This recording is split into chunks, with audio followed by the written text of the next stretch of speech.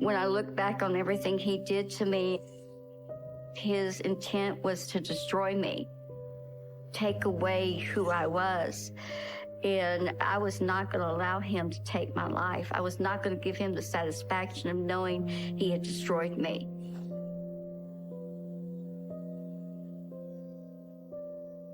I've never said out loud how I feel about him. I've never said out loud how much he's hurt me. I've never said out loud how angry I am because I'm afraid of the rage.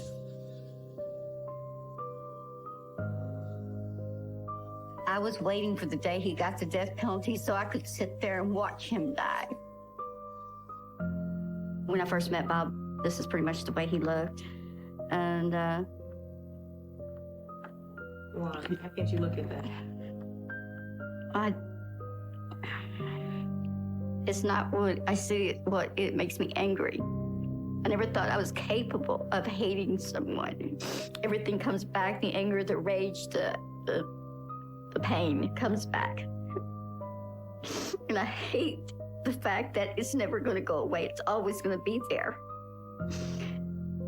No matter how much I scream or how much I cry, it's never going to go away, or it's never going to be enough to go away. And I know it's useless to ask why. And I know I'm not going to get an answer. But it's a question I have to ask. I can remember the night we met. My girlfriend and I, we'd go out to the bar to go dancing and meet our friends and have fun. And this guy in a pilot's uniform came up to me.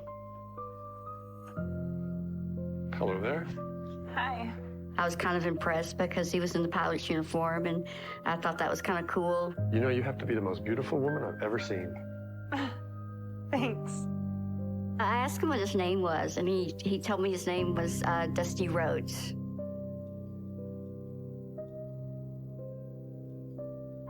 We had drinks, we danced. He started telling me how beautiful I was, that I was just the type of woman he was looking for. The more we got to know each other, he seemed like everything that my mother told me that a man was supposed to be. Responsible, patient, and understanding. And he seemed like everything that I wanted for a friend and maybe later a partner.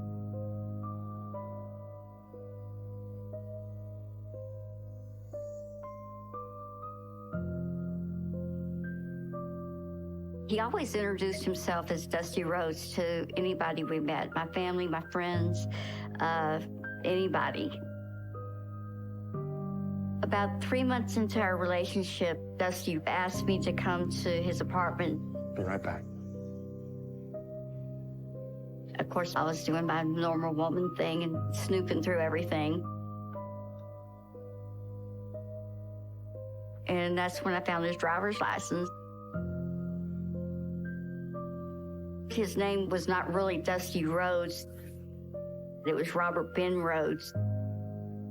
I was kind of surprised. I didn't understand why he wasn't going by his real name. I told him that I'd found his driver's license. And he says, well, it adds an air of mystery. I'm going, wait a minute. When I first met you, you're wearing this pilot's uniform. Are you a pilot? And he says, no. I says, what exactly is it that you do for a living? He told me he was a truck driver. Sometimes on the weekend, I pretend to be a pilot. And women like a man in a uniform. You did. I said, so why didn't you just tell me that? And he goes, I just wanted to see what your reaction was going to be. It was like a game. I was very intrigued by it, and I thought it was kind of coy, and I thought it was kind of interesting.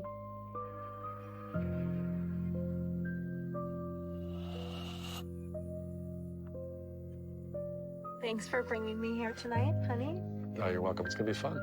We went to dinner, and he told me before we got out of the car he wanted to give me something, and he told me to close my eyes. Okay. All right. Hold out your wrist then. I'm closing my eyes thinking he's going to give me a bracelet. And then I felt this metal on my arm. I heard the click. No. What is this? He put a handcuff on my hand. Bob, I don't like this. Oh, come on, it's just a game. It'll be fun. He says, tonight you're going to stay by me. Well, I panicked and I demanded he take it off. I don't like this. It feels tight. Please, get it off. I got the key right here. I can open it up anytime. This isn't funny. I don't want to play You this gotta game. relax a little bit. Come on, it's fun. I just wanted to get out of that car right then. Come on, you don't want to spend the whole night with me? I thought we were gonna hang out Well, I together. did, but I don't now. Get it off. All right. I kept forcing my hand in front of him, telling him to take it off. Just a second now. Hurry. It's hurting me. There you go. And he grabbed his keys and unlocked it. I told him, don't ever do anything like that to me again. It was a joke. I thought you'd get it. I thought you'd get a laugh out of it, all right? I'm sorry. He was very, very apologetic. Oh. Phyllis! Oh, My girlfriend were walking in front of the car, and she gave me a look like, what in the hell's going on? I would not believe what Bob just did. What? I'm telling her what happened, and she just busted up laughing. Why are you laughing? It's kind of funny. And she told me, you're just being oversensitive. So that changed my thinking that maybe I was just overreacting. And so I kind of, I talked myself into just blowing it off. It's no big deal. Come on, relax. How are you doing? I mean, he was there for me. Every time he looked at me, he just made me feel like I was the only woman in the world. And that felt good.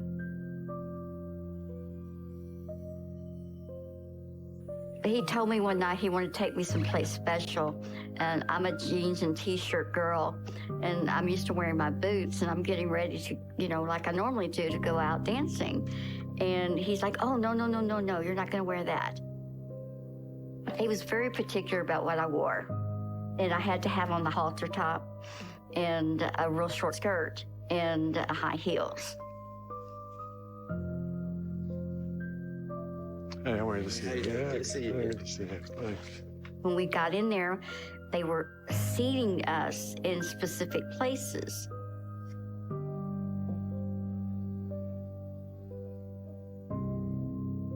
They put us with two other couples, and the girl next to me is talking, and she says, do you know what this place is?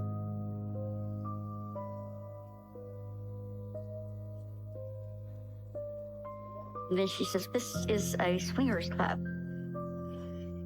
It's where everyone switches partners. And then she takes her hand and runs it up my leg. And I'm like, whoa. I was sitting next to a young lady. Hi. Hi. Never seen you here before. Well, this is my first time. And then she says, well, this is a swingers club. It's where everyone switches partners. And she starts running her hand up my leg, and she's going, I'm into girls. I'm sorry. No, thank you. I kind of panicked, and I pushed away from her, and I'm going, that's nice, but I'm not.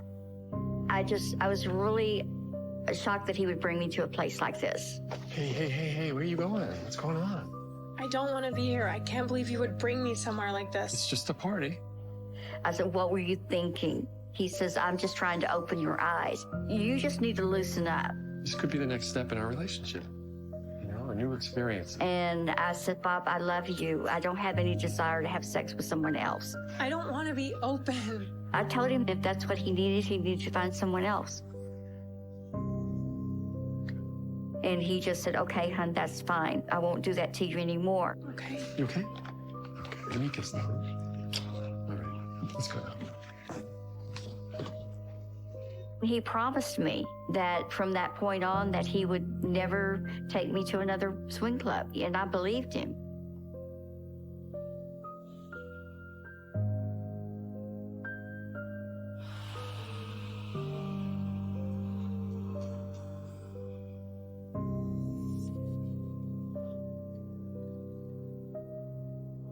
He told me that we got an invitation to go to this party, and that it was given by a friend of ours. How are you, Mark? Good to see you. And when we got to the party, and everybody's drinking, everybody's talking and visiting, having fun. Mark's really nice, isn't he? He's a super sweet guy. And most of the time, Bob stayed right there with me. I think I went to the bathroom and came back and I couldn't find him.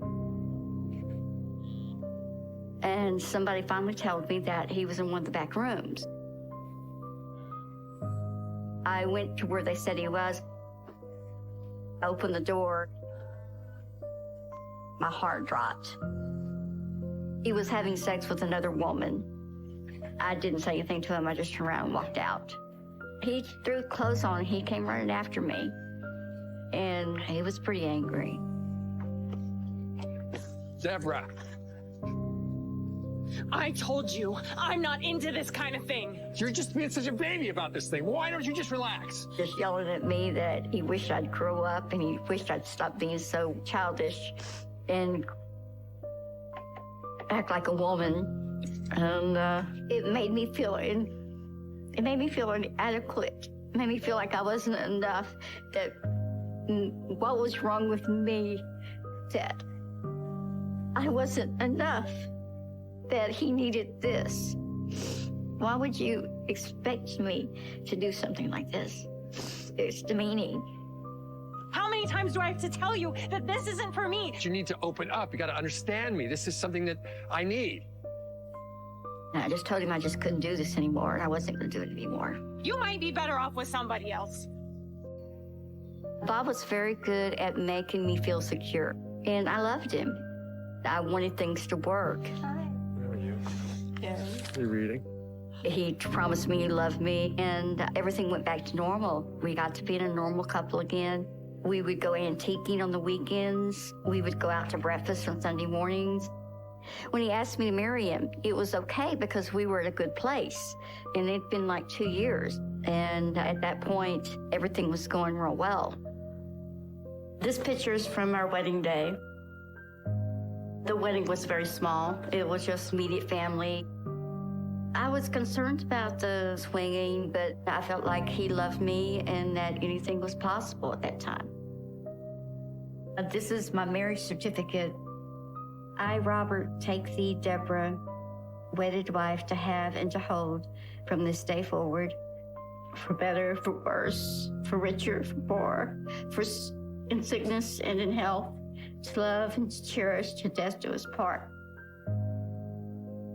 I believed in my vows, and I believed that he believed in them. It was all a lie.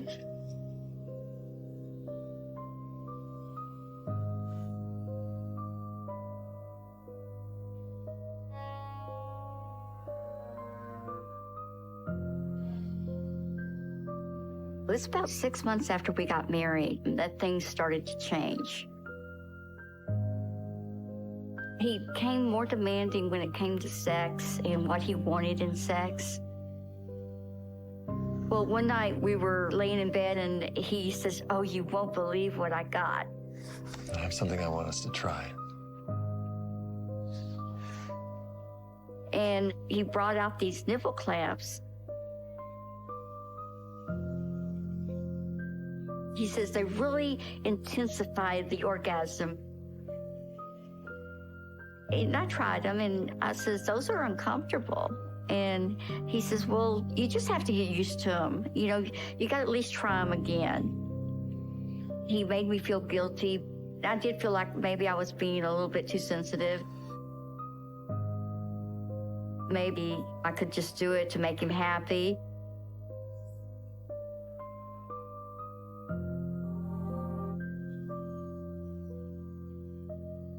This is a photo of a Halloween costume that he made himself. Bob wanted me to go as a dominatrix and him to go as a slave. He would tell me that he liked the leather boots and he wanted to be subservient to me. He wanted me to be dominant towards him. I was kind of starting to see this dark side of him that I had never seen before.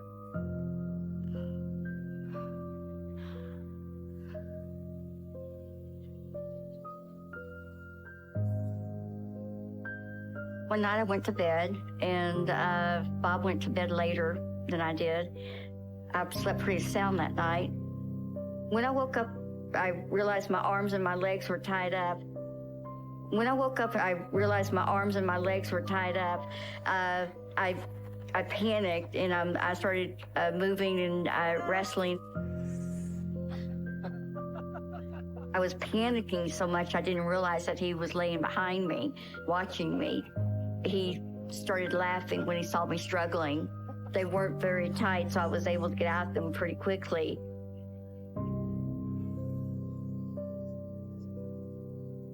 I was yelling at him, telling him, you know I don't like being tied up. Why would you do something with that? Especially when I'm asleep and I'm unable to defend myself. I said, that's just sick. What's wrong with you? Why would you tie me up like that? Where's your sense of humor? It's not funny. It's creepy. And he told me, he says, I just want to see what you do. I want to see how long it takes you to get out of it. And he tried to pass it off as a joke.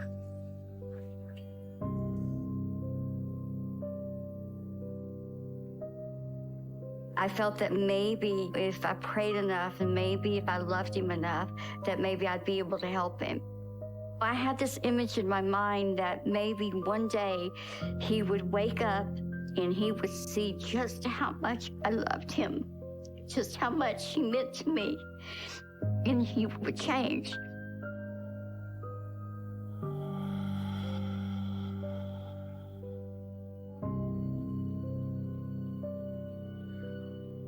I was having a lot of health problems, and I was in and out of the hospital a whole lot. One day, I was at home, and I was laying in the bed, and I had a headache so bad that I was curled up backwards. The pain was so bad.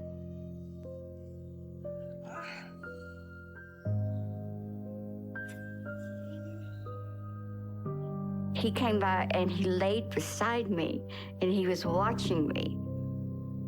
He didn't try to help me. He didn't try to get me any pills, nothing. And I laid there just in horrific pain. And he just sat there watching me. My head is throbbing. He actually derived enjoyment from watching me be in pain. No matter how sick I was or how bad I was, he still demanded sex from me.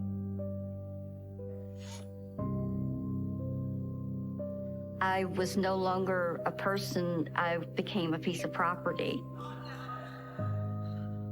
It got to be more about just getting it over with than anything having to do with love.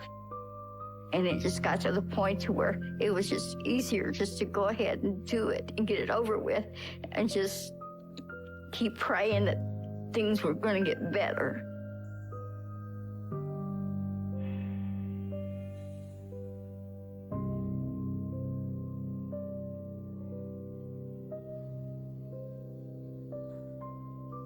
He'd be gone all during the week, and when he did come back a week or two later, it seemed like all the anger and all the stress and all the anxiousness in him was gone. Bob, this looks delicious. He wasn't as demanding with sex. I mean, he'd still come up and he'd put his arms around me and he'd kiss me. As far as I knew, all the fetishes were gone. He didn't talk to me about them anymore. It was a relief. I didn't have to deal with this anger and constantly pressuring me for sex.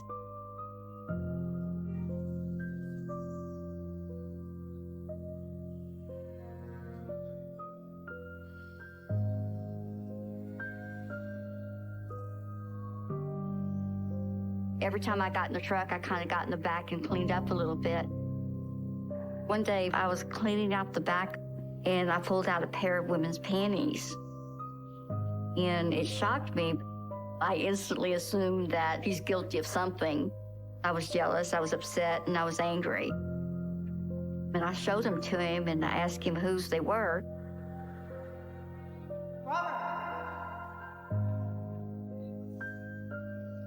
You know how many guys use this truck? Gotta be one of them. He blew it off and kept telling me that it was the other guy that drives the truck.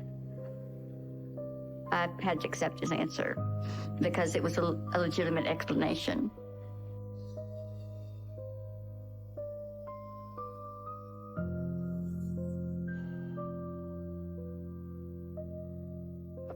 Where do you think you're going? He got me down on the floor and he just started kicking me.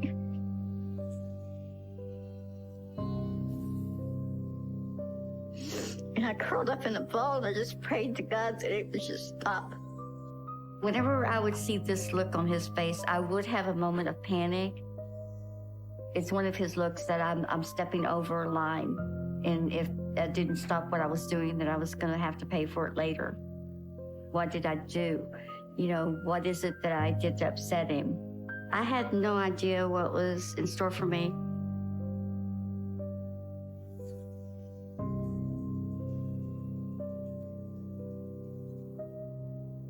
One day I was cleaning out Bob's car and I noticed that there was a briefcase underneath the seat. I thought it was strange because it was locked and he never brought it into the house. What does a truck driver have a need for a briefcase? Bob, hon, where do you want this briefcase? And I asked Bob about it, and he explained to me that he needed it for his logbooks and his trucking POs or whatever they need for the loads and stuff.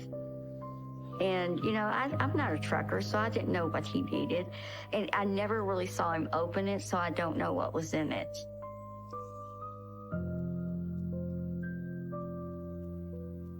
He was in a really good mood, and he came up and he gave me a kiss and hugged me. Then he sat down next to me, and he said, I've got a surprise for you. Yeah? Let's see. He gave me a ring. It had no box. It had no price on it. It looked like it had been used. And I asked him where he found it. And he said, well, I found it at a truck stop.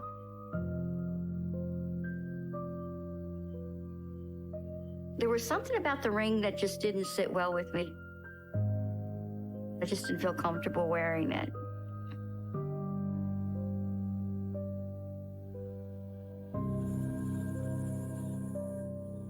He would always come home after a run with bruises or scrapes or scratches on him. Made you a sandwich. I noticed that his knuckles were kind of scarred up and he had scratches on his arms. And I kind of pulled his shirt back and looked on his back. And he had scratches on his back too. What are all these scratches? I don't know. And he says, well, I got scraped under the truck. It looked more like fingernail scratches than it did a scratch from the truck. And the knuckles looked like maybe he was punching something. And then he tried to give me the story that he'd gotten a bar fight. I says, I'm not buying it. And after that, he just says, it's no big deal. It's okay. I'm fine. I really didn't know what to believe. I couldn't understand why he couldn't directly tell me the truth. He came home from work. He was in one of his moods. I mean, you could feel the anger just radiate off his body. Take your clothes off. He wanted to have sex, and I told him no. He just got mad at me, and he just grabbed me, and he hit me, and I was fighting him, and I told him no.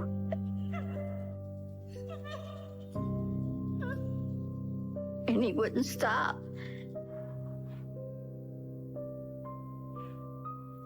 And finally, I just gave up. I just let him do whatever he wanted, so he just get over with it.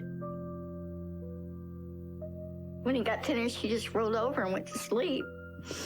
And I just laid there crying, and I just couldn't believe that just happened to me.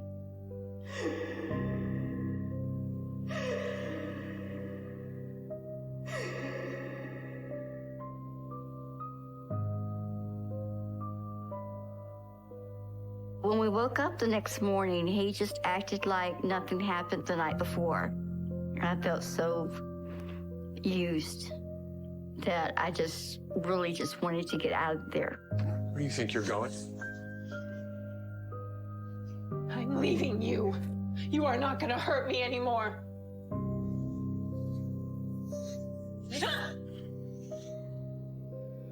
I had told him, if you ever touch me, if you ever hurt me, that's it.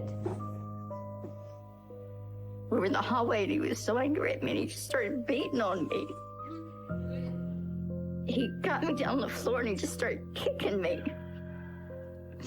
And I curled up in a ball and I just prayed to God that it would just stop. Just prayed that I just lived through it. I wasn't a person anymore. I was a thing. And when I said no, he didn't hear me. He didn't see me. I turned around and I looked him dead in the eye. It was like he woke up from a dream and he realized it was me on the floor. And he stopped. And I looked at him and I said, "Are you through?" And he goes, "Yes." I says, "Now I'm through." And I hit him as hard as I could and I left. I couldn't get out of that house fast enough. And after I walked out that door, he destroyed everything in that living room. I could hear the glass breaking as I was walking out the door. I finally understood that I couldn't help him. And I had to help myself.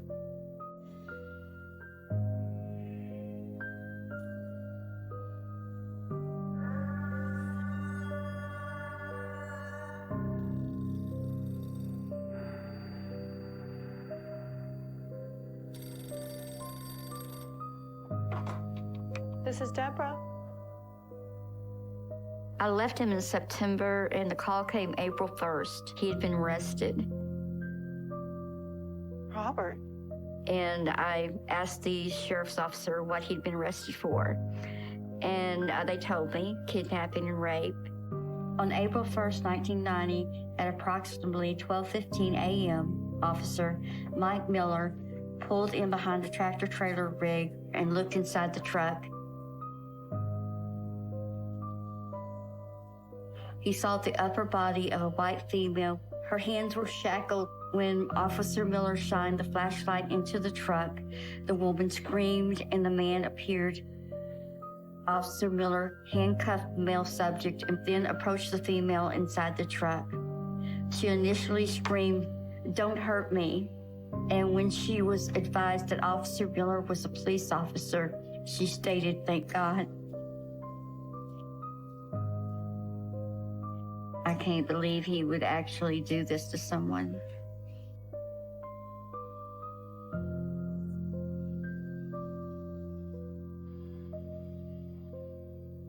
Deborah, thank you for coming in. Please, have a seat. Took a while before the FBI realized what he was doing. Do you know any of these people? When I finally realized the extent of what he had done, I was horrified. The FBI actually asked me to come to the office. Have a seat. They wanted me to come in and look at pictures, and they wanted to know if I knew any of these people. They think he'd committed some murders, and that when he was on his runs, he was picking up people and torturing them and killing them after he tortured them. The FBI told me that he'd been doing this for 15 years. Is there anything you do remember? I had to think back on my life. I've been with this man for almost 8 years, and he's saying he's been doing this for 15 years. That means he's been doing this the whole time I've been with him. And how come I didn't see it? The FBI told me that they had found a briefcase, and they told me it was a rape kit. Not only a rape kit, but it was a torture kit containing a dildo, a leash, needles, several pair of handcuffs, some chains, and a horse bit with a leather strap. I thought back of all the scratches he came home with, all the bruises. I thought about this ring that he had given me. And they explained to me that it could possibly be one of the victims, and they asked me if they could have it, and I gave it to them. And then when they told me what the extent of him killing people could be and how many it could be 30 to 40 people. And this is not just women, but it's young men too.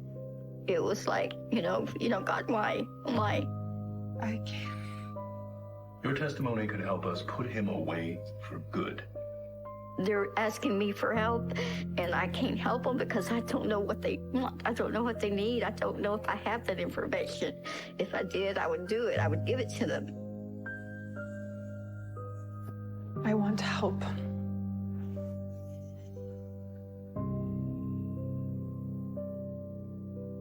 The FBI wanted me to find out how many people he may have killed. They had told me that the only person that he would probably ever tell anything to would be me. And they asked if I was willing to maybe write some letters to him to see if maybe he would tell me something. This is one of the letters I wrote to Bob. Dear Bob, we belong together. I'm lost without you, and I would do anything in the world for you because I need you, as you are the only man for me. It was difficult. I had to say things that I didn't mean. I had to make him think that I was still in love with him. I had to make him think that he was still able to manipulate me. But it was the only way that I thought that I could get into his head and he would maybe tell me something. We wrote back and forth for almost 2 years, and he would make excuses and he would never give me a direct answer.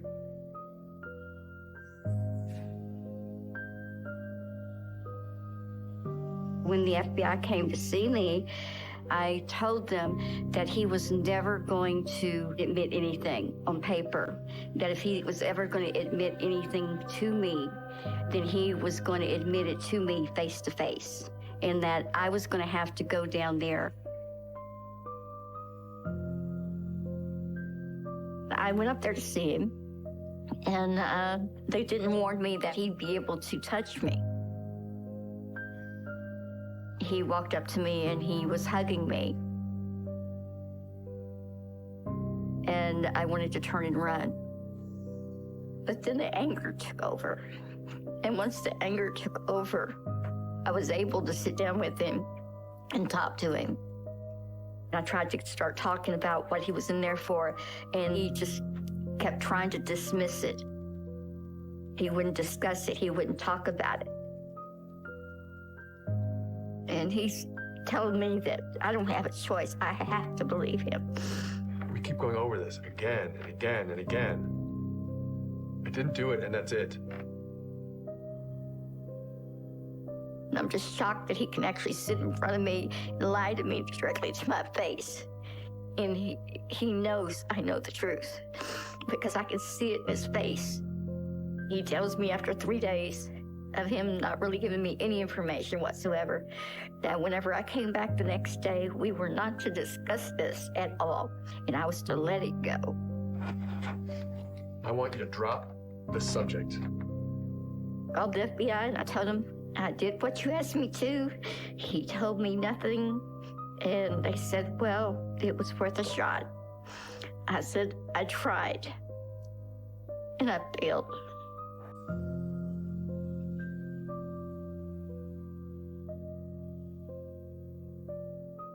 I changed jobs. I moved to another town.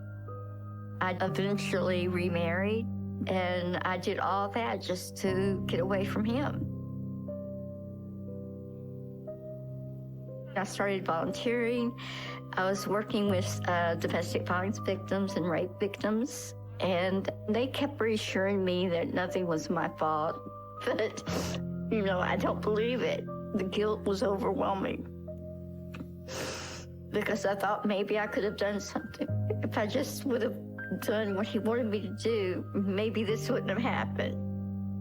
Maybe it would have saved one life. Maybe.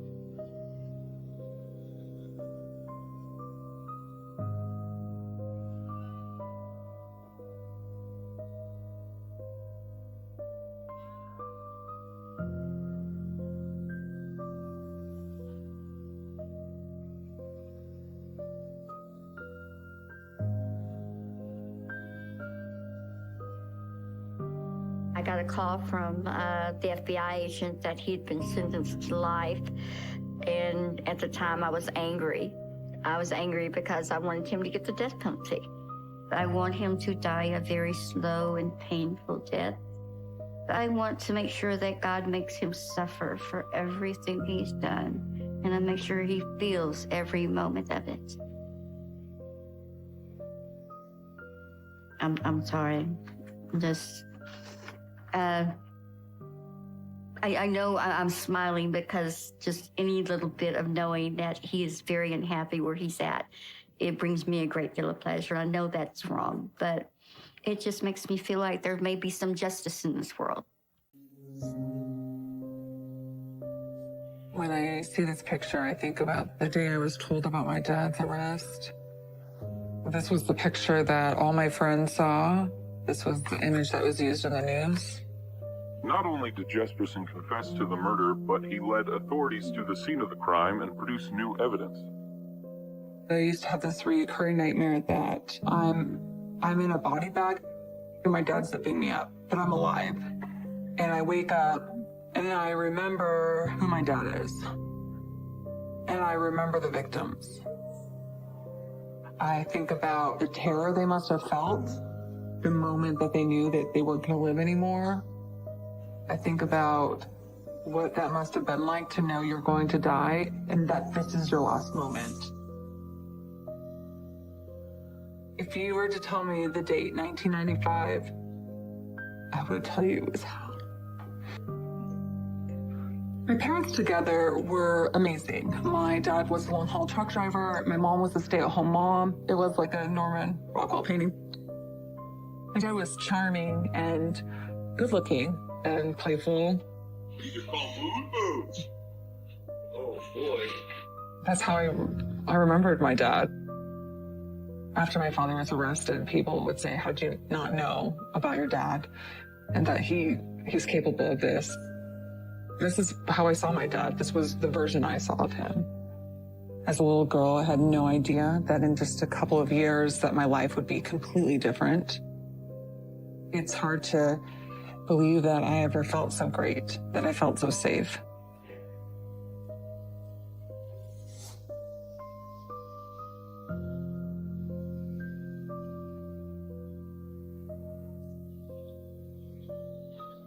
When my dad was home, all three of us kids would jump on him. And because he was so big, we would take turns trying to tackle him. We just thought it was fun, just to roughhouse with him.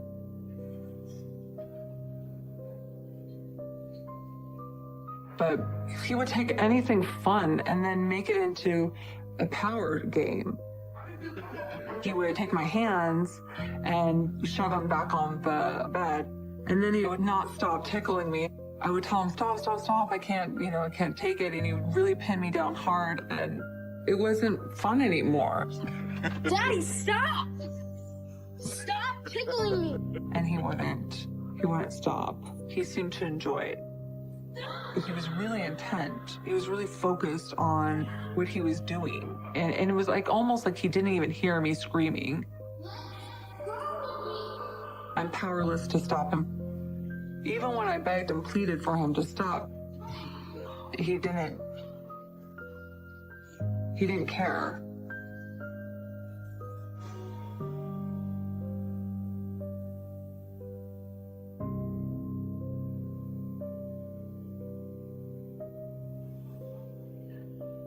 So my dad knew what I was afraid of, and he would use it against me.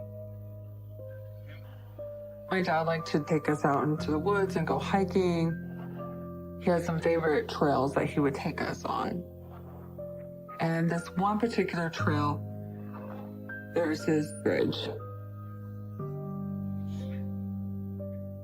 And I was terrified of heights. Keep on. I remember as I started to cross it, my dad was behind me. And when I got to the center of the bridge, Hey, Melissa. what? He picked me up and he dangled me over the bridge. Like he could just drop me. And I said, Dad, I'm scared, I'm scared. So I would be screaming for him to put me down, Dad, put me down. And and he would just be laughing. You know, he saw me in fear, and it seemed to give him a sense of control over me. He enjoyed me screaming and being terrified. When he was satisfied that I was afraid enough, he put me back down on the bridge. And I bolted and ran to the other side of the bridge.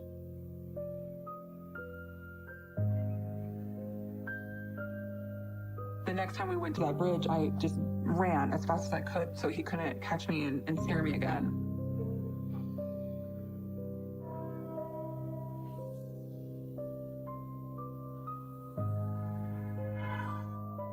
Oh my gosh.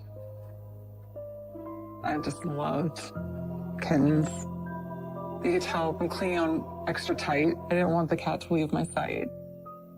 I know my dad didn't take this picture because I would have never been able to hold a cat like that in front of my dad. All of these feral animals would come onto our property, mostly cats and stray dogs. And I wanted to mother them, but my dad made it really clear about what animals he liked and disliked. He loved dogs. He purely hated cats. There was this one time he had just gotten home from being out on the road, and I found these little kittens, and I was petting them and playing with them. And then my dad approached me, and he said, "What do you have there?" It's a kitty. And then he's like, "I want to play with them."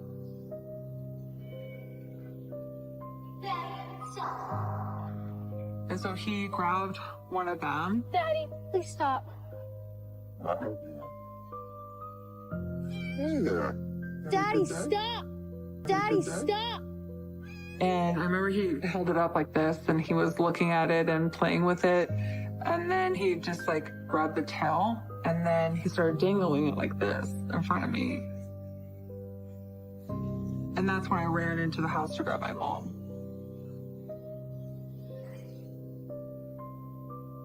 I couldn't find her right away. And it felt like forever. When I came back out, my only memory after that is just seeing that they were dead on the ground.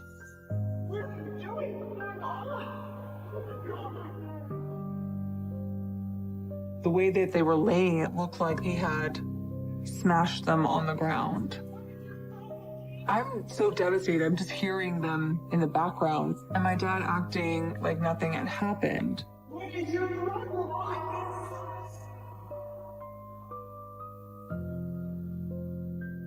I just wish I could forget these things. They just don't go away. You know, it's been over 20 years, and it changed me so much that I can't be around cats. When I see a cat and I start petting a cat, I go back there. I'm sorry. We can't forget those kind of things, you know.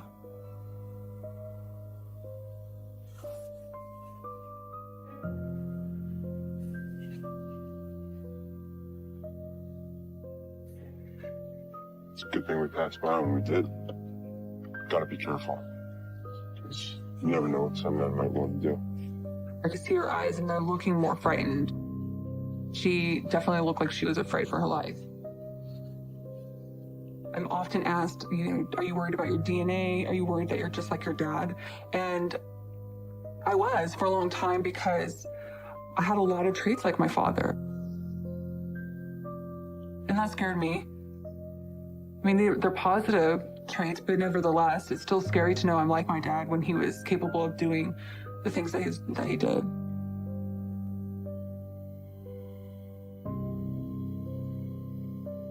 His behavior towards women started early. I had this babysitter that loved watching me and adored me.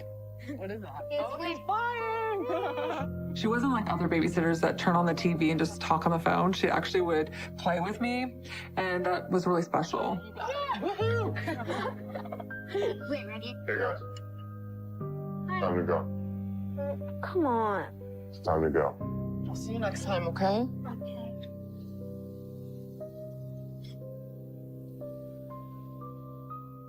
one night, my dad drove her home, and she called my mom and told her that she never wants to come to our house again. And when he came home, my mom was really angry with him. What the hell did you do? And he continued to walk down the hallway towards their bedroom. And I remember watching my mom follow him and slam the door. And I just waited and listened.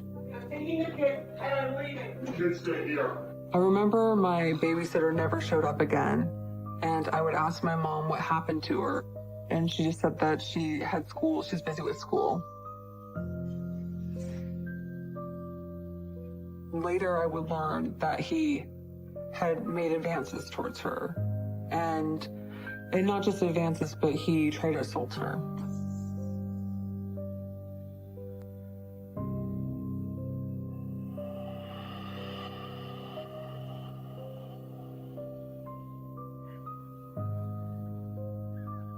My dad started to change after the divorce. He seemed emotionally distant, like his mind was somewhere else. There's definitely something off. I remember one time we're at the diner and the waitress comes up. Just wanted to check in. How is everything? Much better now that you're here. My dad starts to flirt with her. At first, it's just a little teasing banter. Just give me a wave if you need something. I know what I need. And then he starts to get more vulgar and explicit. It has something to do with her panties. Then why don't you just sit over here and let me get a feel? Daddy, stop. You're making her uncomfortable. It was so explicit that the waitress would look at us and be mortified for us, as we were mortified for her. I can just imagine what we could do together.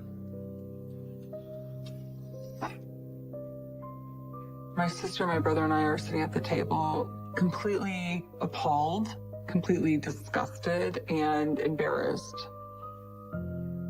He has a smile on his face. We thought maybe Dad doesn't know he's being so inappropriate. I thought maybe he's just oblivious to social graces. I mean, that's how I justified it. It became such a regular event that every time we went to a restaurant, this would occur. And he would just laugh at me. He would just like smile at me. Like it's no big deal.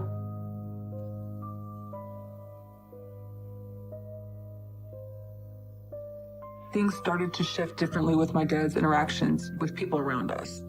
And one particular incident that I remember is the Jesperson family was having a big Christmas reunion at the cabin in the woods. And we were invited to come and see all of our cousins. And he came to Spokane and picked all of us kids up and we started to drive. And as we're driving, there on the side of the road was a car that was broken down. And this woman looked in distress. Hey, Everything okay? my car broke down. You lit? She looks at us and sees us 3 kids in the backseat of the car, and she looks like she feels more safe to get in the car with us. Yeah, that would be great, actually. Thank you. She says where her address is, and he just makes small chit-chat about us kids. We're going for Christmas. Is that a natural color? Excuse me? And then it just starts to veer off into a place that makes her uncomfortable. Your hair. Is that your natural color? Yeah, it is. Beautiful. Real instant turn on. Thank you. He starts commenting on her body, what she looks like, Good thing we came by when we did. how she's lucky that he came and got her, that there's really bad people out there. You never know what some men might want to do. In the rearview mirror, I could see her eyes, and they're looking more frightened. Like, what did I just get myself into? And that she wants to get the hell out of my dad's car. It was really, really quiet in the car. Like, there's a lot of tension. You could just feel this tension in the car. She definitely looked like she was afraid for her life. We arrive at the lady's house. Looks like this is it.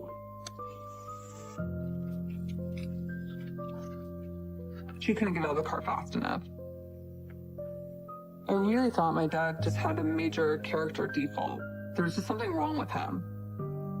I was just angry with him. Like, why couldn't he just be polite? Why couldn't he just be normal?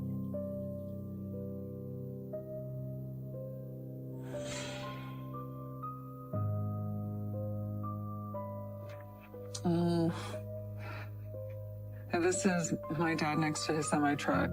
This is the truck I remember going into. He would go on the road and then I would not hear from him for days, weeks at a time, and wonder how he's doing and what was going on in his life. My dad came for another surprise visit, and he asked to take myself and my siblings out to breakfast, but my sister and my brother had plans. So I remember we started driving and we took a sharp turn. And as my dad took this sharp turn, the duct tape rolled out. And when I picked it up, a lot of duct tape had been used. Hey, Dad, what's this? It's duct tape. I thought it was strange that there was so much duct tape missing. Like, what would he be using it for? It just struck me as odd. What is this? Is this his truck? Are you kidding me? It's a photo given to us by the police. Oh my God.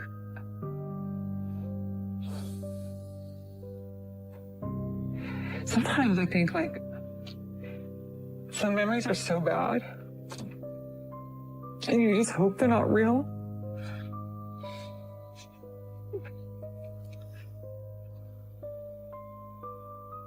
The memories are so old. You start to think it could have just been a nightmare that I just remember details to.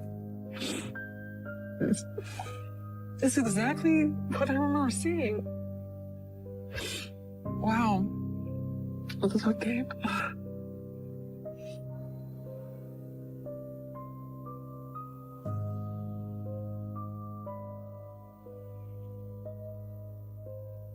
At this point in my relationship with my dad, I really didn't feel that comfortable with him.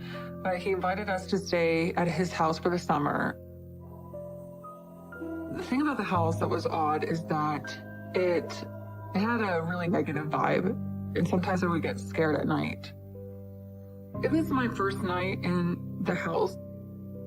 I woke up in the middle of the night and I was scared, and it felt uncomfortable. It had been a while since I slept in the same house with him, and I think that I just had a sense of uneasiness because I was in his presence the whole time. So I ended up going into the living room, and I laid on the couch. And as I was laying on the couch, I was trying to drift into sleep. And when I was looking up, I started to see that there were stains on the ceiling.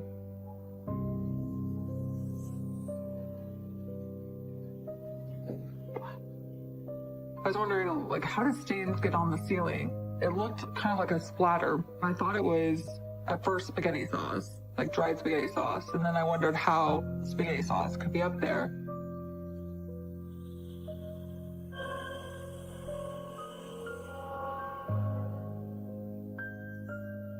Next morning, I told my dad, you have some stains on the ceiling. He's like, what stains? And I pointed to it, and he looked up, and he was just like, oh, we'll get that cleaned. It's nothing. I'll have it cleaned. And it never occurred to me what it really could have been. He would pick us up for the visitations with him. And I remember we started driving. The radio's on, I'm sitting in the passenger seat, and I hear him singing, I swear I left her by the river. I swear I left her safe and sound. Swear I left her by the river. I swear. My dad's not one to sing, so I could tell he was really drawn to the song. He looked like he was remembering something as he was singing. And I thought maybe this song had some kind of sentimental value to him. And then when the song ended, he kind of snapped out of this whatever trance he was in.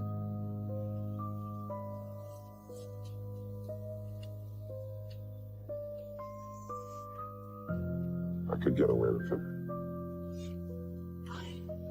He says, I know how to kill someone and get away with it.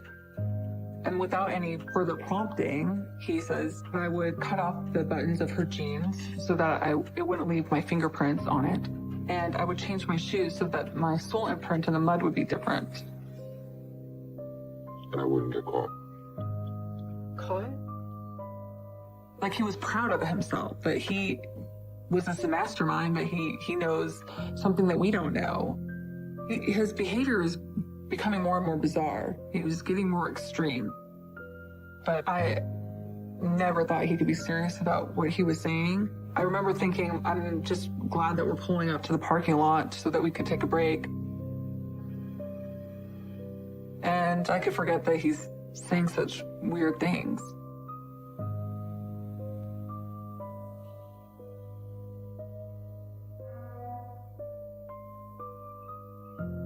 My dad said, I want you to meet someone. I want you to meet my girlfriend, Julie. She seemed to actually be able to hold her own around my dad. Like my dad would try to dominate her, and she seemed to be more strong than any of the other girlfriends that my dad dated. Get me a beer. You want me to get up and go get you a beer? Are your legs broken? No. Get your own damn beer. She had this aura of confidence and nothing really bothered her. And I thought that's a trait you need to be around my dad. Wow. Seriously? Oh. You know that? Yeah. What? I thought maybe she could actually tame him and put him in his place. If that would happen, then I could actually have a relationship with my dad.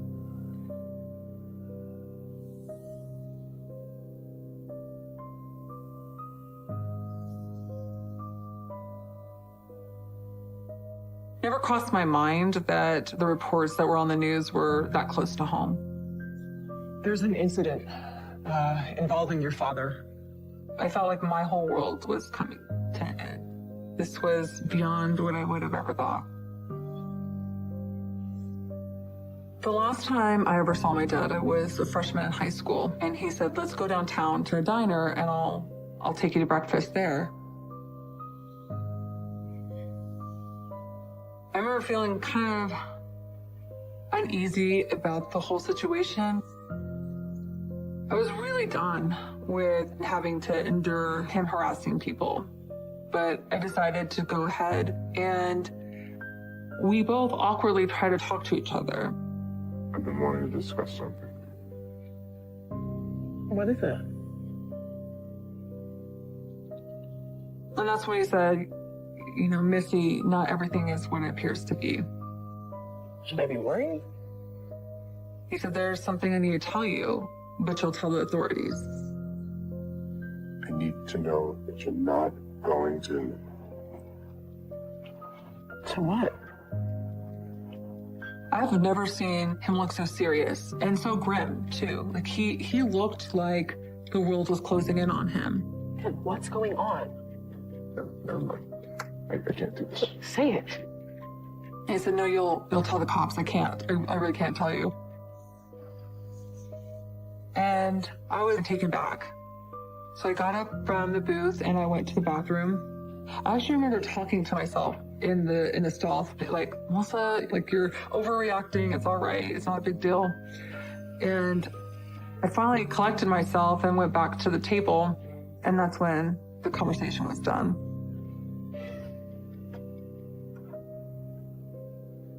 That breakfast just put me over the edge. I was done with his paranoid and creepy behavior.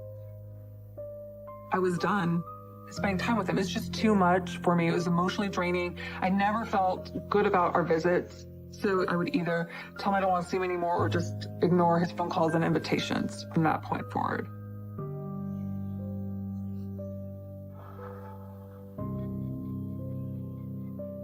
We just don't get serial killers in Spokane. Like, we don't have major crime normally. Multiple homicides and then multiple police departments are working together to try and see if there's any apparent overlap in the nature of these killings and to ultimately But determine there if was a serial killer that was in the area, and we knew that some victims lived in our town and were missing.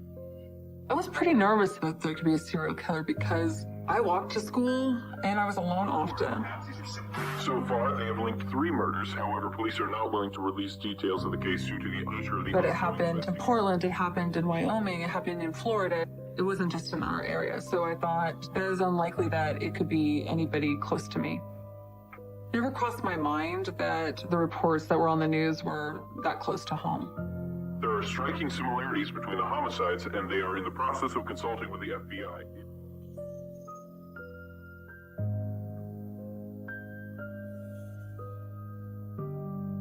The last time I saw him was in September, and then Christmas came around. I didn't hear from him, and then it was several more months. It was spring, and I kept thinking, like, this is really odd that I've not heard from my dad in many months. This is abnormal. What's going on? There's an incident involving your father. What happened? Is he okay? He's been, And she said, Dad's in prison. And that kind of had to sink in for a second. And then my brother said, for what? And she said, for murder.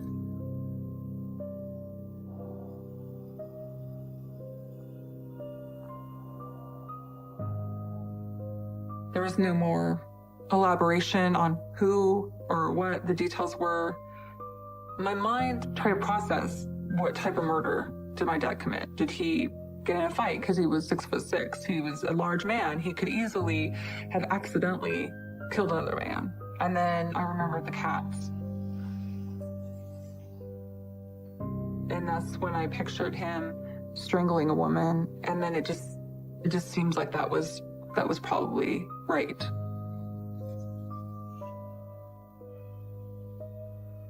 I felt like my whole world was coming to an end. Normal for even him. And one day I come home after school. Melissa? And I hear my mom calling my name to have a family meeting. Sit down. We need to talk. At first, I thought how odd it was that my mom would call all of us for a family meeting because we don't have family meetings. We weren't that type of family. That even when she was pleading to his humanity, that it wasn't there. This is Julie Winningham. And this is the face that haunts me. Like this was beyond what I would have ever thought.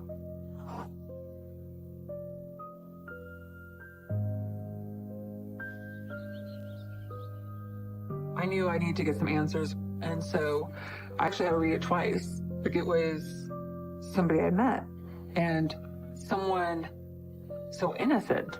This wasn't just an accident, some bar fight. This was someone he was really close to. He was actually going to marry her. The hardest part was reading how Julie Winningham died. That she pleaded with my dad as he was strangling her. Her eyes look very trusting. She probably doesn't know that the man she loves is who he is. I'm sure she didn't see any signs that my dad was capable of what he was capable. It's hard to look at her face. It was the definition of living a double life. He was a family man. He was charming. He was good looking. But he was... I thought my dad would save me from anything. I thought that my dad would protect me from anything. I thought my dad loved me. I didn't know this person. But he was something else inside.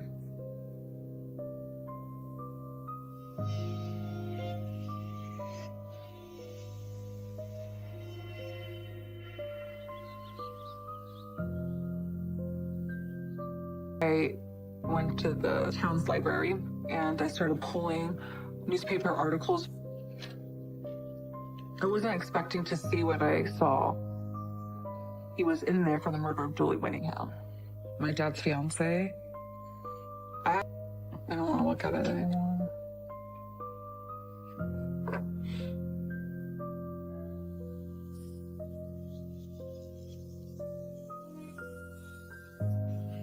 You really did this? I can tell you there's all sorts of reasons. He was actually confessing more and more. A smiley face. I had heard that there was the happy face serial killer, but I had no idea that it could be my dad. I had no idea.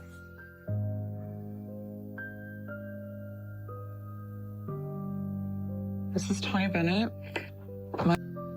These were strangers. My dad was labeled the happy face serial killer. He would write letters to the media and he would give clues about different murder cases. And he would sign the end of the anonymous letter with my dad's first victim that he said looked like my mom. My mom had the same warm smile. It was her blood that I saw on the ceiling. He beat her to the point where you couldn't recognize her. The fact that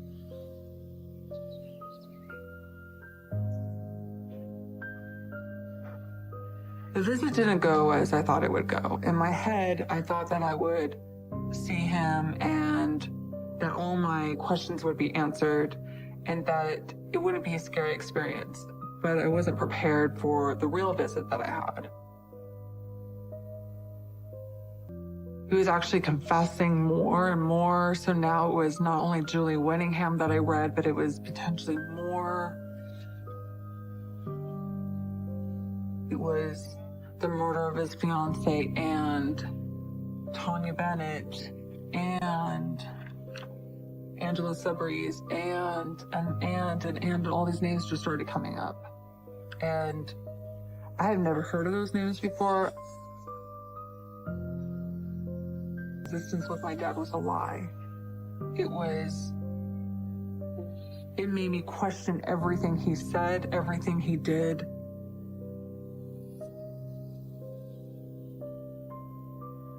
My mind was racing, trying to come up with some conclusion as to why my dad did what he did.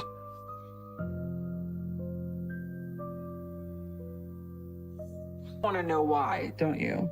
I can tell you there's all sorts of reasons.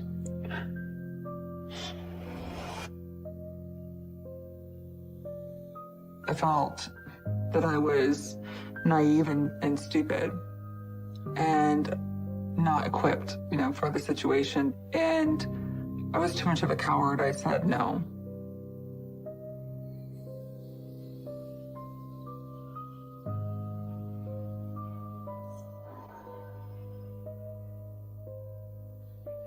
My dad was given a life sentence for the murder of Tanya Bennett. Keith Hunter Jesperson committed the murder of Tanya. And he sat right in front of me and I thought he looked exactly like a criminal. And the first thing he said to me is, Missy, my best advice is that you change your last name. And that's when I knew he was guilty.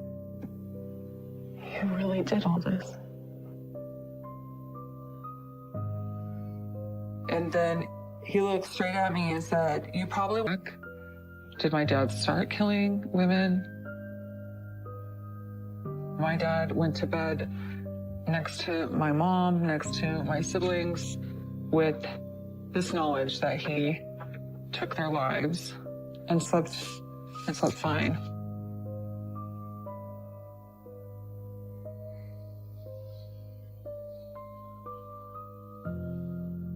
About 15 years after the arrest of my dad and the conviction of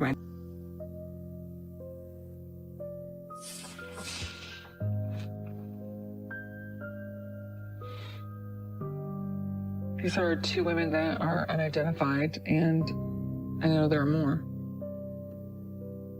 I wonder if my dad gave the description for this drawing. These 2 women, their family members don't have any answers. And yet this is 2, and there may be many, many more women that are missing that my dad had a hand in their demise. It just makes me wonder how far back. I slept in the same house that he killed a woman in. The car that he drove me in, he used to dispose a body of. The truck that I was in, he killed his fiance in. It's like everything that was normal was now tainted. My whole life I had a hard time wrapping my head around the man I knew, the father, the loving father that I saw and experienced, to the cold-blooded killer dad. I had a visit with my grandfather.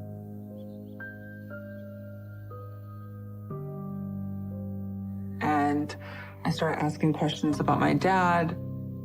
Sometimes I wonder what he was thinking.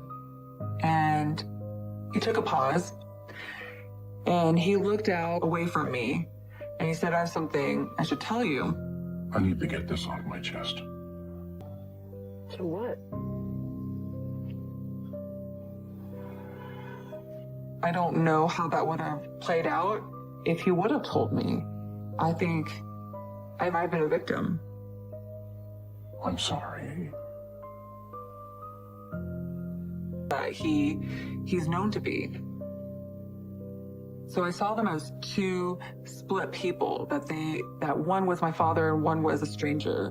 But after my grandfather told me this, I now saw it as one person.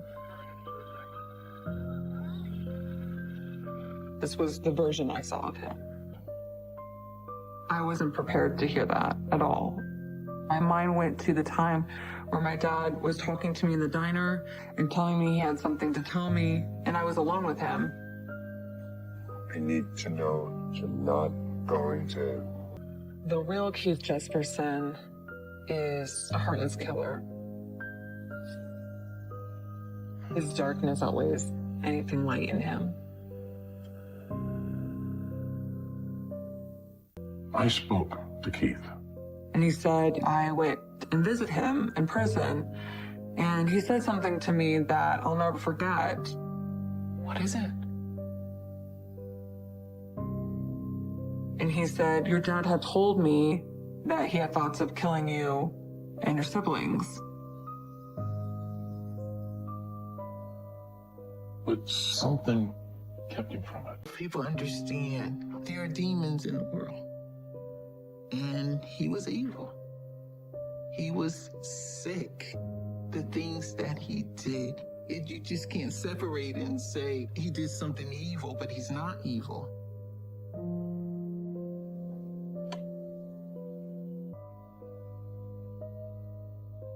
I didn't understand. Even in hindsight, I still don't understand why anyone would just be standing there doing that. I don't understand why Ricky was doing that. I still don't understand. This is probably one of the pictures of the last of the good times. This is around the time that what Richard did to me will haunt me for the rest of my life. He tried to cover a lot of it and be a good guy, but if you have a monster inside of you, it'll show itself, no matter how hard you try to keep him in.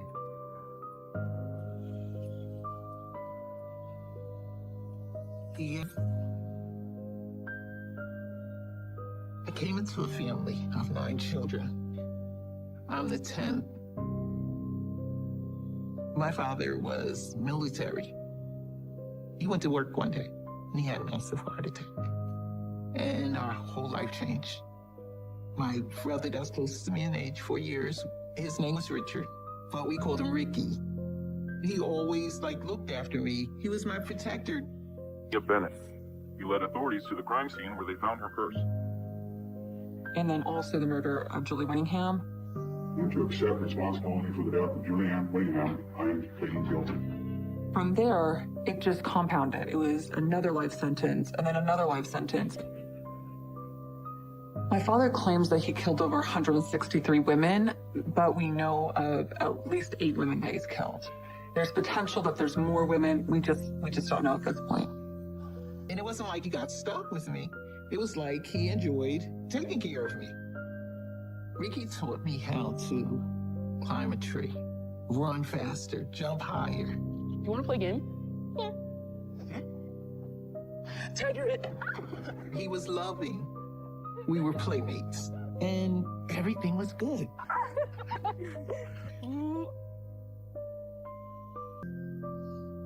He had a look of, I'm gonna harm you.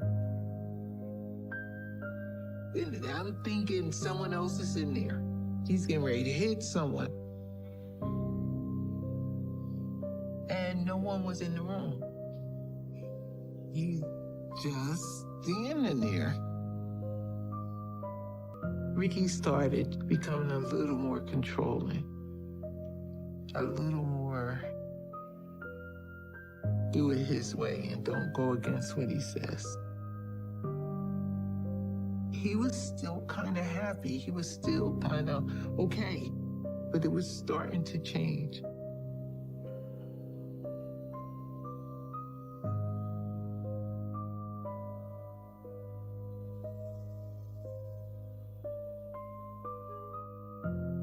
Him and I had turtles together. Had me pinned down, and in my struggle, I'm trying to move my body. I'm trying to breathe. And he says, you better not tell, because if you do, next time, I'm gonna let you die. I'm hearing Karen say these words, and my next question to her was, why didn't you tell me?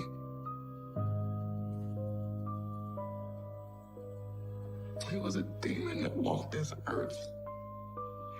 And this took me a long time to get hatred out of my heart.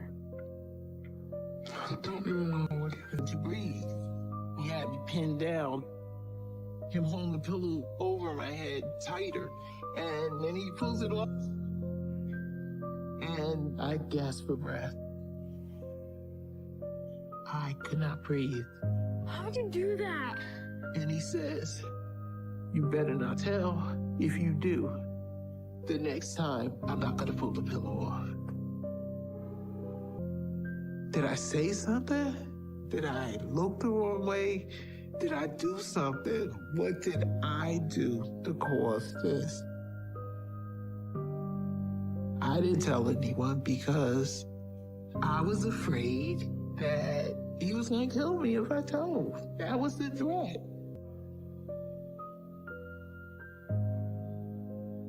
One day, I thought he was playing with the turtles. So I'm coming over to see our turtles, and they're all on their back. And he was just watching them. And I asked him, why are you doing that? Don't tell me what to do. They're my turtles. He had that look. I went into the other room where my mother was, where I felt safe.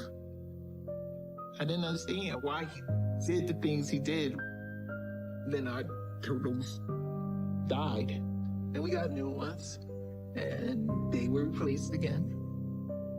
And again. And I never asked any questions.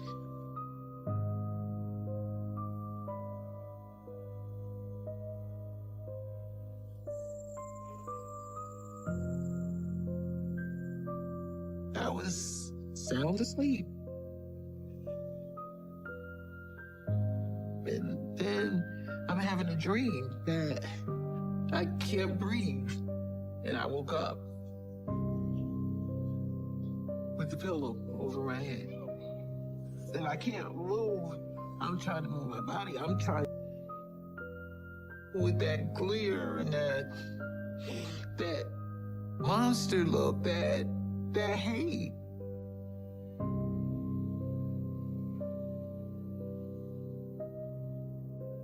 I didn't go back to sleep because I was afraid.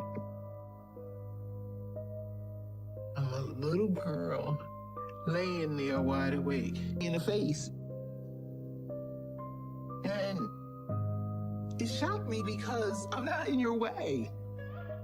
And he just continued to punch me and punch me and punch me. And I knew it was nothing I could do. All I was doing was trying to protect my face.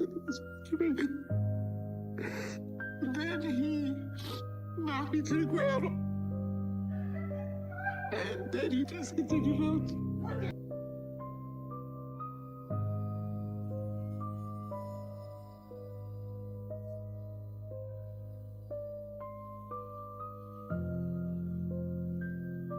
I knew it was nothing I could do. Pictures home like he's in the army now. And he's never gonna hit anyone else. He's never gonna abuse anyone else. He's gonna come back a man. He got married, and then I was the maid of honor. I was so free. I was not living on pins and needles anymore. And this picture, I thought it was promise. I thought it was hope.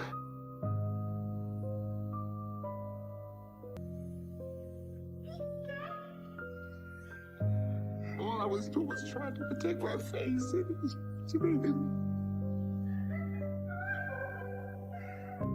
Ricky was very unpredictable. And it was probably around the holiday season. I wanted a piece of pie. I couldn't scream out because if I scream out, then that could be it. And then when it's all over, that look that I saw when he was there in the room by himself, it gave me something which never happened before. My mother had a knife, and she was telling him to stop. My eyes were wide, and I'm looking at the knife, and I'm looking at her. I didn't know what he was gonna do. I expected him to then lash out at her. And then he released me with that look. Then all of a sudden, I come home one day, and my mother says to me, he's coming back home. What's going on? He said he was discharged early. I don't know why he's out and why he's home. I don't have a clue, but I know it was not an honorable discharge. I said to myself, it was gonna start all over again.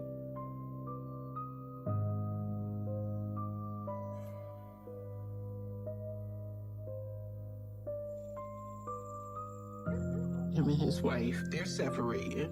He was messing with other women, and she said she had enough.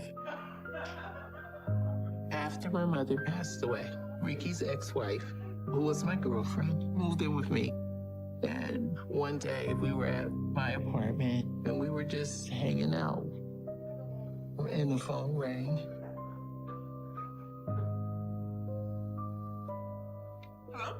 And it was Ricky. They got into an argument about her dating someone else. What? What are you talking about? And they're going back and forth. Stop trying to control me. We're not together anymore. Then, out of nowhere, he's banging on the door, and he has a gun. Ricky's personality at first was just quiet, and at some point it changed. I was walking into the room one time, and Ricky was standing there with his fists clenched. He was just standing there doing his fists like tighter and tighter and just You know, like,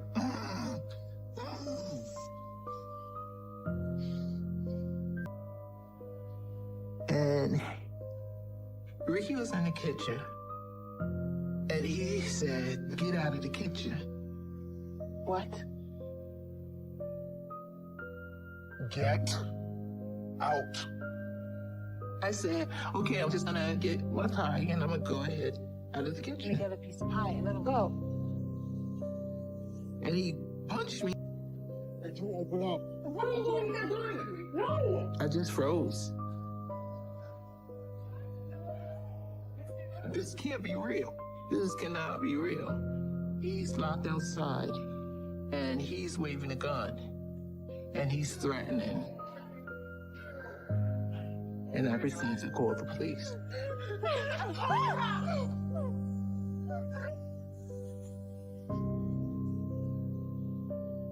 He runs and he leaves and he goes back to his place.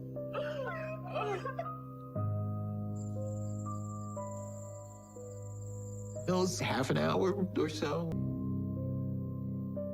And then he walked away. My mother and I never talked about any of the incidents with Ricky. We grew up with what goes on in this house stays in this house.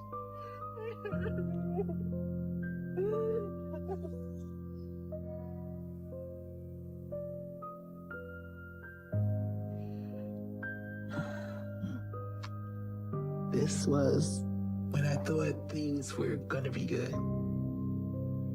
He went into the military, and I thought they were going to change him. And he sent them maybe more. And I have an older brother who came because he called my older brother because the police are looking for the gun, and they're threatening to take him in. And you cannot tell the cops about the gun. Why should I help him? And he says, "Well, let's make an agreement." He's willing to not. And he had a strength about him. You sure you baby? Yeah, let you baby. We loved jogging and we loved riding our bikes together. Candace. I had Candace. I just wanted to be the best mom that I could. And he treated Candace as if she was his own child. He was a good father figure. He'd get at me if I don't find a way to get out of this situation. When I first met Richard, I had recently separated from my husband. He was tall, dark, and handsome.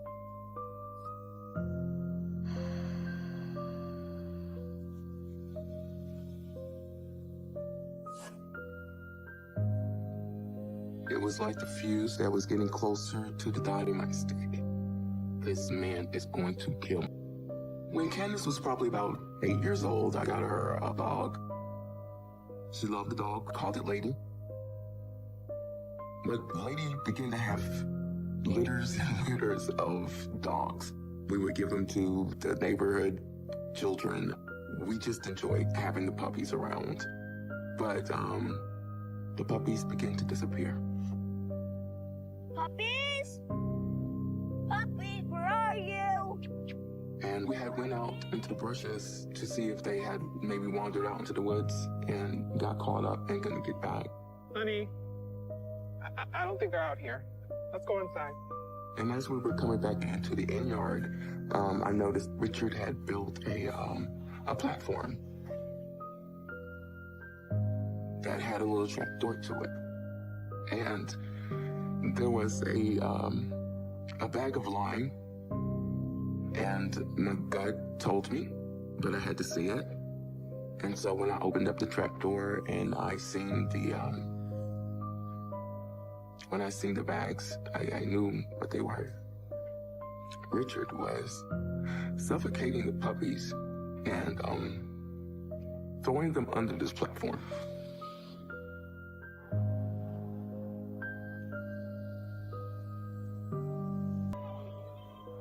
And the way that he would do that is that they would put the pillow over my face and tell me that he was my God and he could stop me from breathing.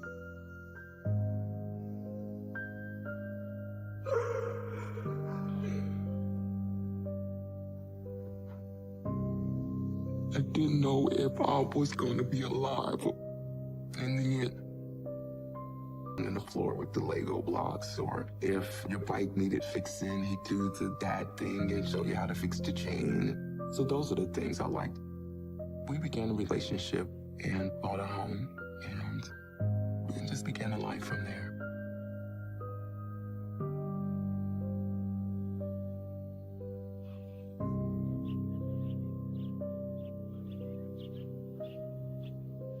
Just jealous. He wanted my ex totally out of the picture. Your mom said I could go. I don't care what your mother said. You're not going. I am leaving. Damn it, Candace. Go to your room. That was something that I was not going to do. What is wrong with you? Anytime that Candace wanted to see him, I would make sure that she would go. Go enjoy your time with your daddy, baby. I'll see you later. And that angered him.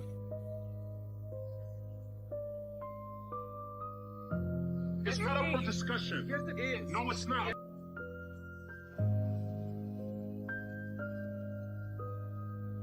He hit me in the head with a baseball bat. I said, it's over. I'm done.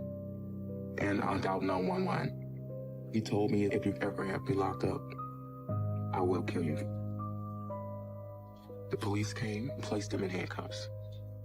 He tells me that he's gonna come back and that we're going to be together. I do not want her seeing him. If there's something that he didn't like, he would strike me.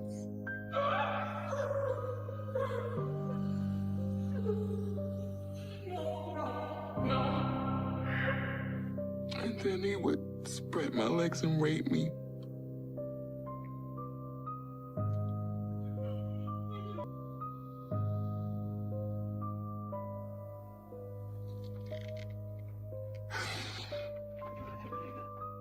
Please.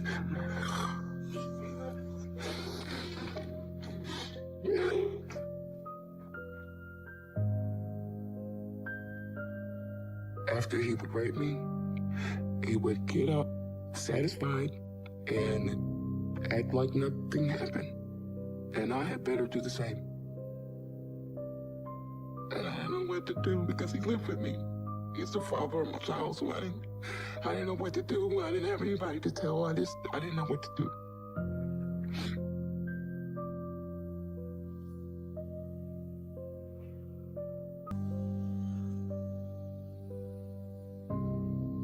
When he came home from work, I confronted him about it. I saw what you built. What was inside? The puppies. So? He told me that I wasn't getting rid of the puppy fast enough and that it was a nuisance. Period. So he's gonna give me a little time to get myself together, but he's coming back through that door. I'll see you soon, Bernetta. I knew from that point that things were going to go to another level.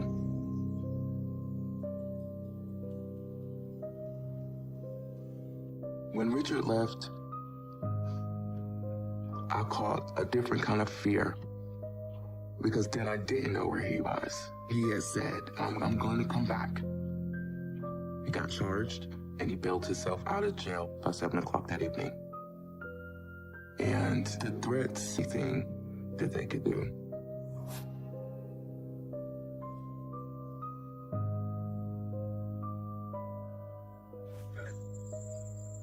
I changed the locks on the doors, I nailed windows shut, I just secured the home the best I could. One day, I'm coming home and I switch on the light.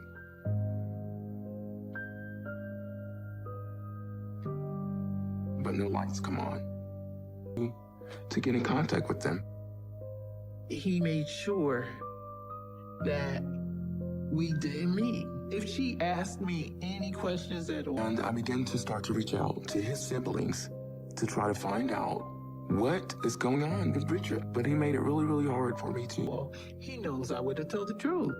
I didn't know how their life was down there. I thought everything was good. I thought he was okay now.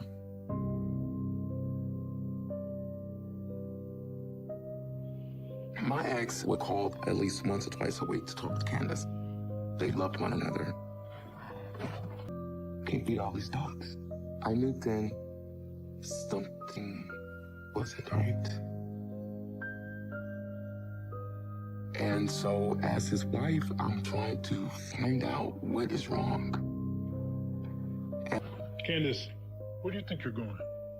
I'm gonna go hang out with my dad. I told you 1,000 times I don't want you seeing him. Richard the Owl. And the one thing that he would do is that he would wink at me. And it was one of those things that I knew didn't mean anything good. Richard wouldn't have to say anything to me. He never picked up a knife and threatened me with it. He never pointed a gun at me and threatened me with it. It was just him. And I had to just drop the groceries.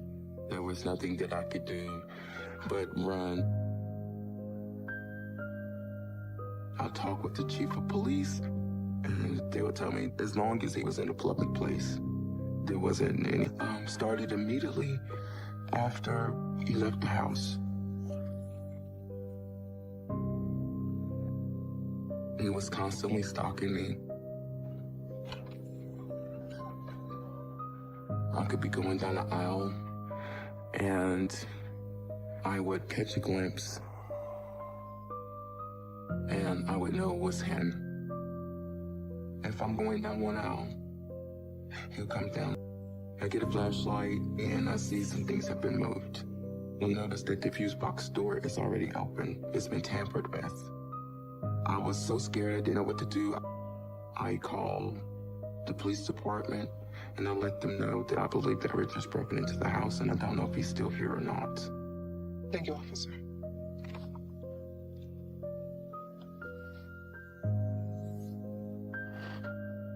Then I go upstairs to the street, and he's shoveling dirt. My first notion is, okay, maybe he's doing some work for the church that's there. He sees me look out the window. Shortly thereafter, he calls me.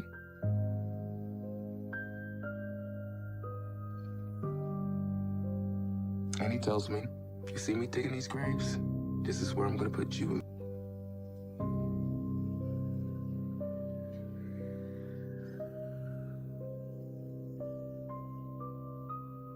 And on the side that he sleeps on is the note.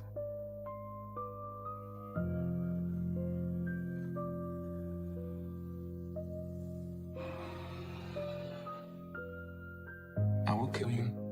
You will die. He's letting me know I can still get in this house. And that's where the fear in me had no boundaries. Ever have any more contact with you if you drop your statement about the gun? At first I was angry, and I said to the brother, you're protecting him. You're not protecting me. But when I thought about it, this is my way out of hell. He won't ever touch me again. He will not be in my life. And I dropped the gun charge for him to stay away from me. And that's the way we were for years. No contact. And the kids. And I freaked out. Well, I call the chief of police, and he tells me he's gonna go talk to him now. I do not know to this day what he said to him, but he left, and he didn't come back. He really was like a ticking bomb. It's sort of like watching that flame go toward the stick of dynamite, because you see it, you can smell it. You can't put it out though, it's gonna pop.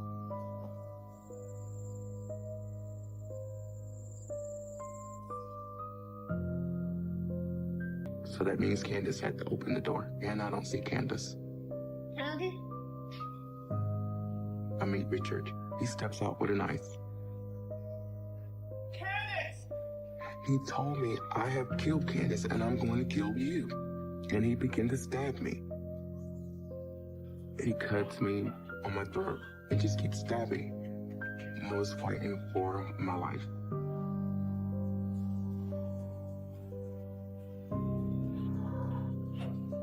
And I remember looking him in his face.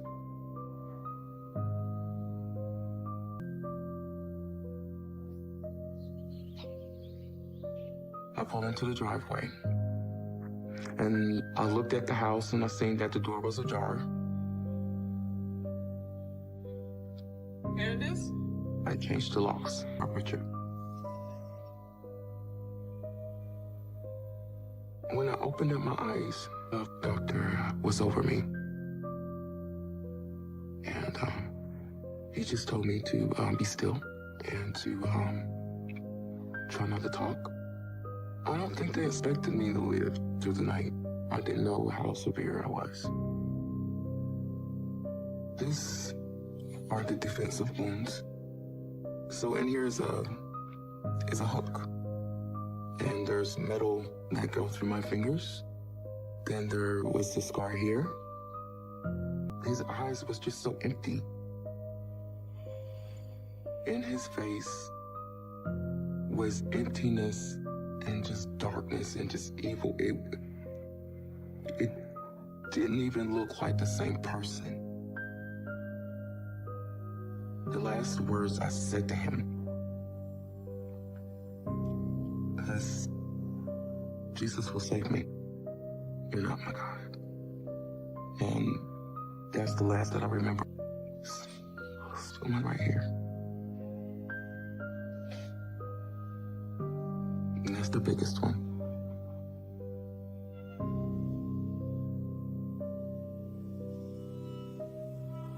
I never get this part of my hair to go down, but there's, because of the scar tissue,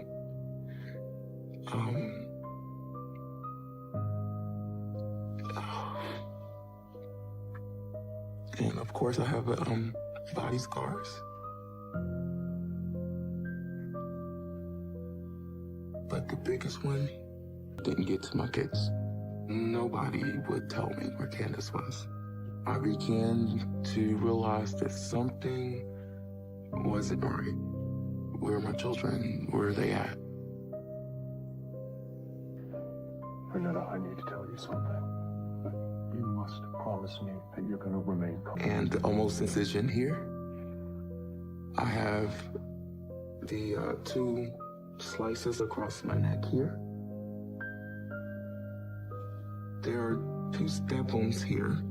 And that's why the 3rd day that I was in the hospital, they told me that they had some things to tell me, but I needed to stay calm because I could not strain the artery that was in my neck because it was only being held by 1 stitch.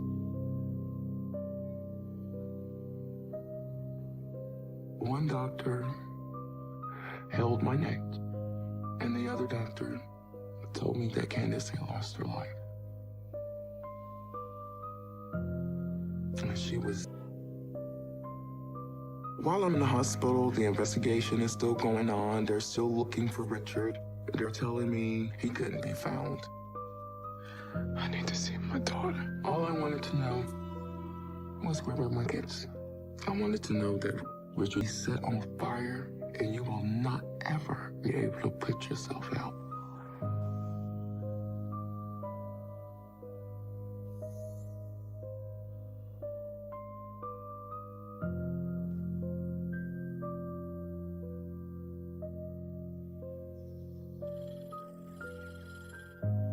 It was probably about 3 years after the tragedy. It's not anymore.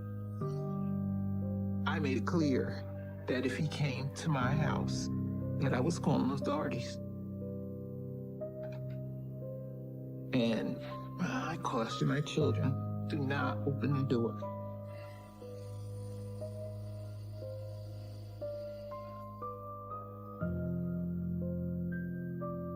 Got a call from my cousin, and she told me he's dead. And I shook my head exactly like I'm shaking it right now. He's dead. And I repeated it.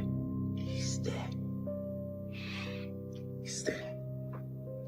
Richard took some gasoline and poured it on himself and lit himself afire while he was alive.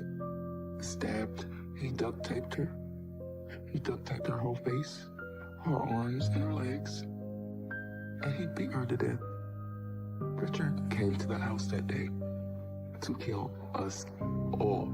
I think he tried to make Candace go get her brothers from school. And she... And that's how he killed himself. My grandmother has always told me, if you are a person and you mess with children, when you die, you will be happened. I got a phone call from Karen.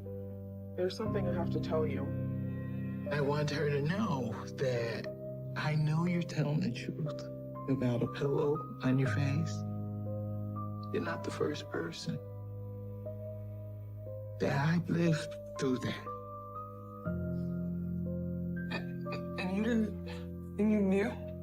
At first, it angered me. I'll be honest with you, I was angry.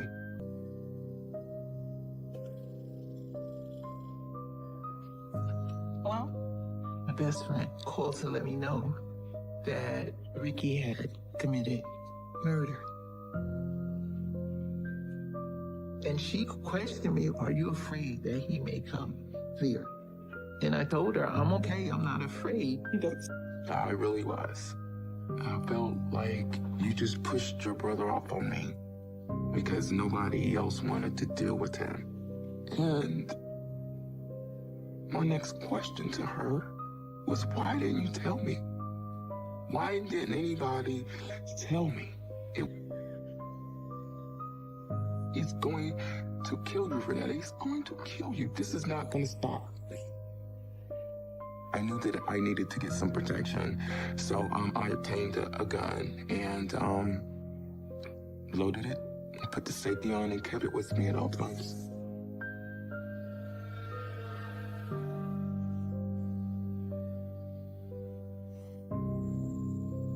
I'm in the house, and I happen to look out the window. I see him across. When I met Fernanda, I keep saying to her, I don't want to let you go. I don't want to let you go. It changed my life so much. This opportunity. Grateful that she made that phone call. It gave me the strength to begin to talk about it. And the more that I talked about it, the better my recovery went. It just lifted a great big burden off of me.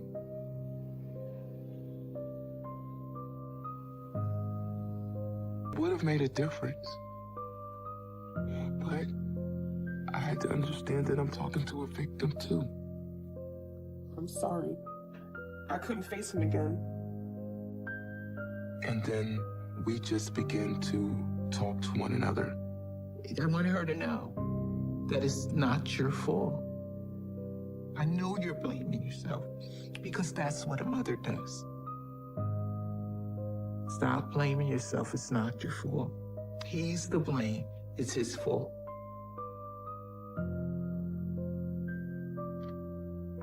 I am so just wouldn't do it. And nothing, he beat her because he wouldn't do it. And as bad as I wanted to scream and yell and cry and grieve, I could not. That was the hardest day ever. She had just turned 17 and she was my everything.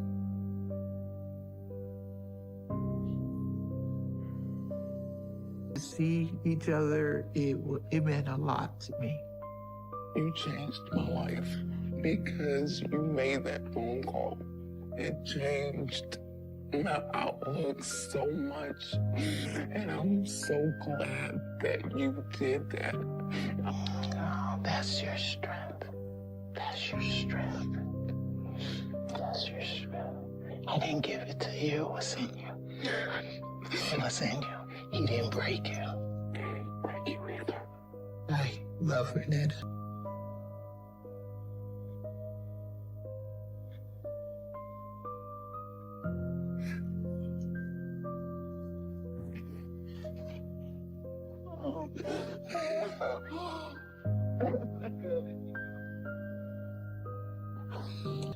She has a very strong will to survive for her sons. And for Candace's memory. When I look in the mirror and I see this scar, you have a purpose. There's nothing that I can do to bring her back. But what I can do is continue to tell her story. So that maybe one day, nobody else has to die in that fashion. Nobody.